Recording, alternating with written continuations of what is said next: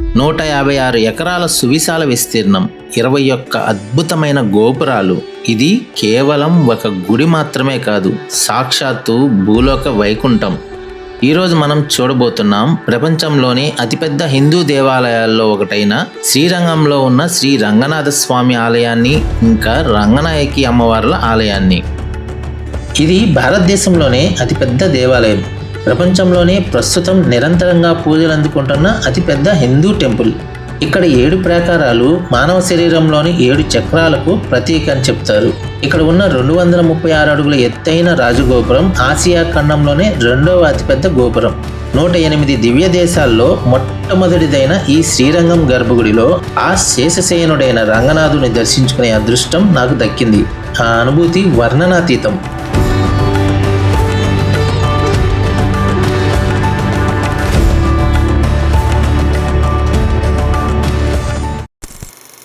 ఓం నమో నారాయణాయ. హలో అండి, అందరికి నమస్కారం. ప్రజెంట్ నేను మదురైకి దగ్గరలో ఉన్న సోలైమలై అంటే పజముదిర్చోలైలో వెలిసిన సుబ్రహ్మణ్య స్వామిని దర్శించుకొని త్రిచి వెళ్తున్నాను. అక్కడ శ్రీరంగంలో రంగనాథ స్వామి ఆలయం ఉంటుంది. ఆ ఆలయానికి దగ్గరలోనే పంచభూత లింగాల్లో ఒకటైన జలలింగం శ్రీ జంబుకేశ్వర ఆలయం ఉంటుంది. అలాగే త్రిచికి నడిబొడ్డున చిన్న కొండపైన మాణిక్య వినాయకుని టెంపుల్ ఉంటుంది. తర్వాత ఈ త్రిచికి 20 కిలోమీటర్ల దూరంలో సమయపురం మరియమ్మ టెంపుల్ ఉంటుంది. ఇవన్నీ ఎంతో పవిత్రమైన హిందూ దేవాలయాలు. వీటన్నిటిని దర్శించుకుని వీటికి సంబంధించిన ఫుల్ డీటెయిల్ వీడియోస్ని మన ఛానల్లో పోస్ట్ చేస్తాను. సో మన ఛానల్ని సబ్స్క్రైబ్ చేసుకొని ఫాలో అవుతుండండి. ఫస్ట్ నేను శ్రీరంగంలో ఉన్న శ్రీ రంగనాథ స్వామి ఆలయానికి వెళ్తున్నాను. నేను ఈ త్రిచిలో ఉన్న ఈ 4 టెంపుల్స్ని తిరగడానికి బైక్ని రెంట్కి తీసుకున్నాను. ఎందుకంటే ఇక్కడ ట్రాఫిక్కి, టెంపుల్ దగ్గర పార్కింగ్కి ఇబ్బంది అవుతుందని. బైక్లో ఫస్ట్ ప్రపంచంలోనే ఎత్తైన రాజగోపురాన్ని చూద్దామని వచ్చాను.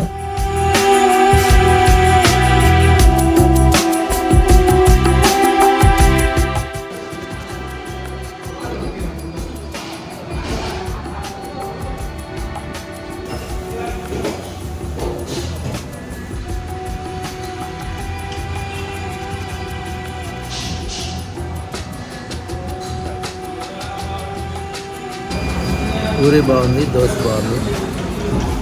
దోశలో చట్నీ కూడా బాగుంది. బిల్లు అంటే అసలు చూద్దాం.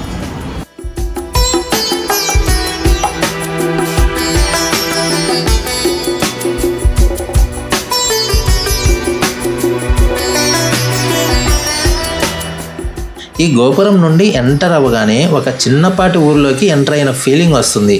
బహుశా ఒకప్పటి కాలంలో వీళ్ళంతా ఈ గుడిలోని ప్రదేశాలన్నీ ఆక్రమించుకొని స్థిరపడిపోయినట్టున్నారు. ఇప్పుడు వీళ్ళందరినీ ఖాళీ చేయించాలన్నా కుదరనట్టుగా గట్టిగా స్థిరపడిపోయినట్టున్నారు.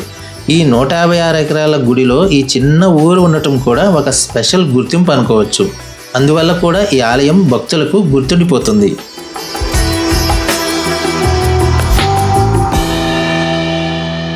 శ్రీరంగం అంటే త్రిచిలో ఉన్న కావేరీ నదికి, కొలిదాం నదికి మధ్యలో ఉన్న ఒక చిన్న ద్వీపం.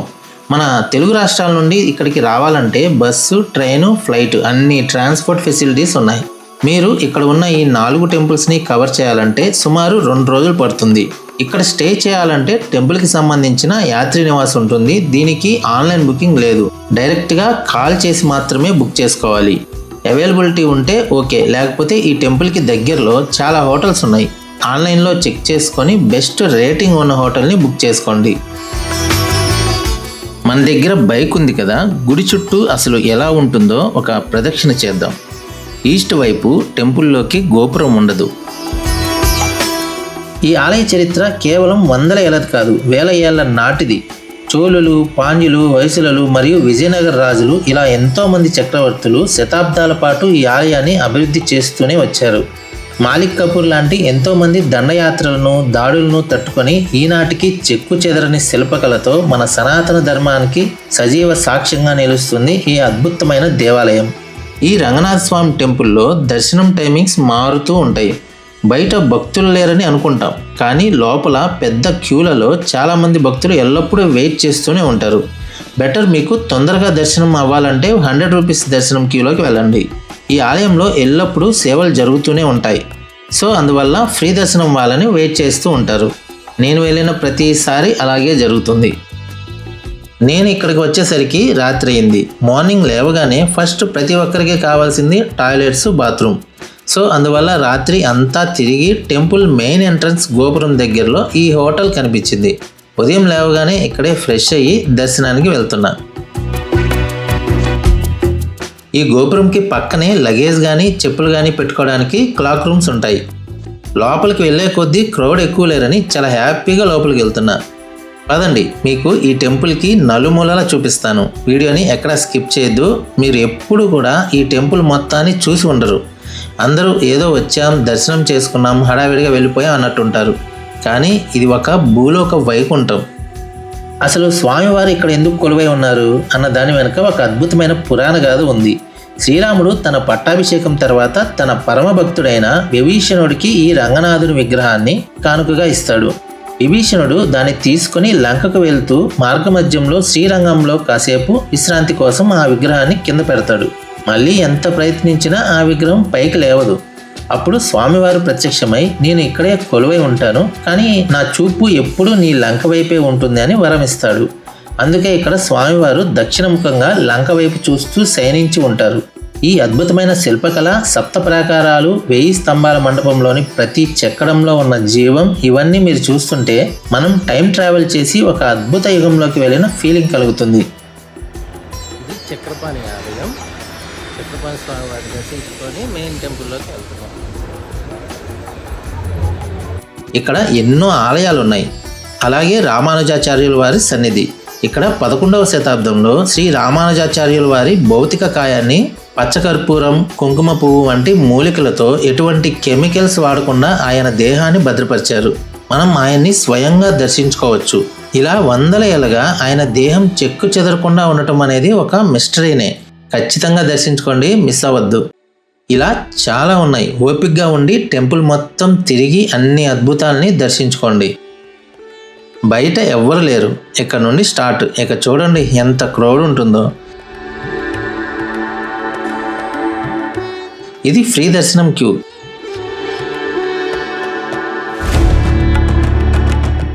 ఈ క్యూలోకి వెళ్ళి చాలాసేపు చూసి రిటర్న్ వచ్చి 100 రూపీస్ ఎంట్రన్స్ క్యూలోకి వచ్చాను.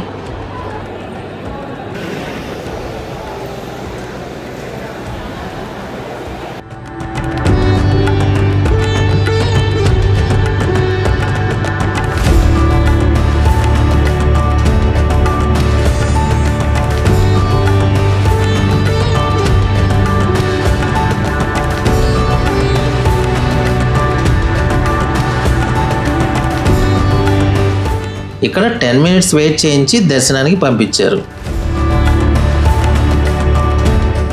ఇదే స్వామివారి గర్భగుడి. ఇక్కడ ఫొటోస్, వీడియోస్ తీయకూడదు.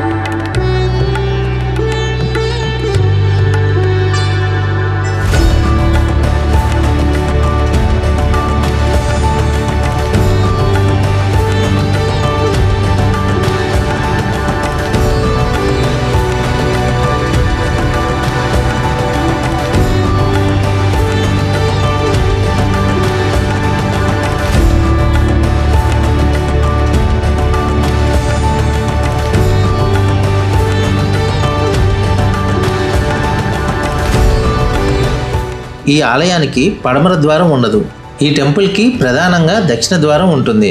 తర్వాత తూర్పు ద్వారం, ఉత్తర ద్వారం ఉంటుంది. ఈ 3 వైపుల నుండి లోపలికి వెళ్ళొచ్చు. ఈ తూర్పు గోపురాన్ని వెల్లయ్య గోపురం అంటారు.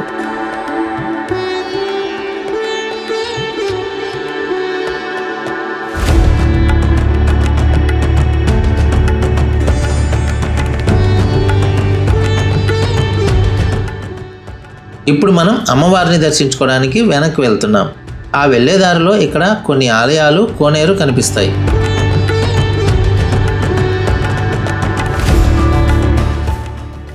ఇది రంగనాథ స్వామి ఆలయం వెనుక ప్రదేశం.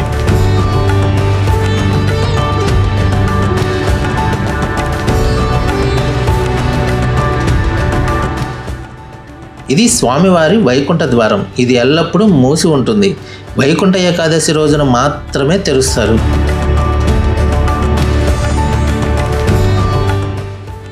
ఇక్కడికి వచ్చే చాలామంది అమ్మవారిని దర్శించుకోకుండానే వెళ్తుంటారు. ఇక్కడ అమ్మవారిని రంగనాయకి తయారు అని పిలుస్తారు. ఈ ఆలయం ఎగ్జాక్ట్గా రంగనాథ స్వామి ఆలయానికి వెనుక వైపు అంటే నార్త్ ఎంట్రన్స్కి దగ్గరలో ఉంటుంది.